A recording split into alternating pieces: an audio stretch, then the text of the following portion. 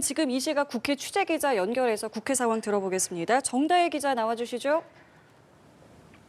네, 국민의힘에선 연일 탄핵 심판 기각, 각하 목소리가 커지고 있는데요. 이 탄핵 선고일이 예상보다 늦게 잡힌 건 기각 가능성이 커졌기 때문이라고 보고 이 결과에 승복하겠다 자신감을 내비치고 있습니다. 권영세 비대위원장은 오늘 민주당에서 아직 승복 목소리가 안 나온 건 매우 유감이라며 어떤 결정이든 승복하겠다는 얘기를 분명히 해야 한다고 강조했습니다.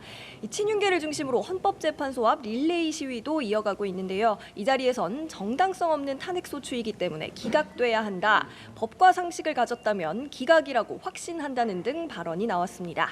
민주당 일각에서 나온 기각 시 불복 발언에 대한 비판도 쏟아졌습니다. 윤상현 의원은 SNS를 통해 원하는 결과만 인정하겠다는 놀부심보라고 직격했습니다. 나경원 의원은 기자회견을 열고 이재명 대표의 유혈 사퇴 가능성 언급을 비판하며 내란 선동이자 헌재 협박이라고 지적했습니다.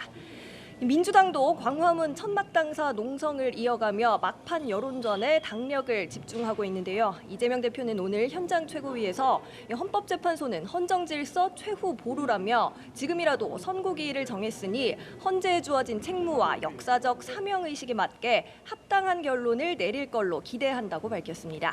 당에선 헌법재판관 만장일치로 파면 선고될 거라는 주장이 쏟아졌는데요. 김용민 의원은 라디오에서 윤 대통령이 복귀할 일은 절대 없다며 전원일치로 인용할 거라고 강조했습니다. 민주당은 한덕수 총리, 최상목 부총리 쌍탄핵 카드는 우선 윤 대통령 선고를 지켜보고 판단하기로 했습니다. 이런 가운데 야권이 발의한 최상목 부총리 탄핵안은 오늘 오후 본회의에 보고될 예정인데요. 보고 24시간 이후 72시간 이내 표결해야 하는데 민주당은 윤 대통령 선고를 고려해서 우선 표결에 붙이지 않고 법사위로 넘겨서 추가 조사를 이어갈 걸로 보입니다. 네, 정 기자, 저희도 앞서 스튜디오에서 짚어본 것처럼 4.2 재보궐선거 본투표도 진행이 되고 있죠? 네, 오전 6시부터 시작된 재보선 투표는 오후 8시까지 진행됩니다. 전국 23개 선거구에서 기초단체장 5명과 광역의원 8명, 기초의원 9명, 그리고 부산시 교육감을 뽑는데요.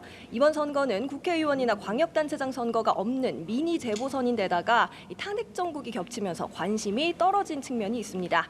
투표율은 오전 9시 기준 2.55%로 집계됐고요. 사전 투표율도 7.94%로 8년 만에 최저치를 기록했습니다. 정치권은 기초단체장 5곳의 선거 결과에 주목하고 있습니다. 윤 대통령 탄핵 심판 선고를 이틀 앞두고 민심의 가늠자가 될 수 있다는 관측인데요.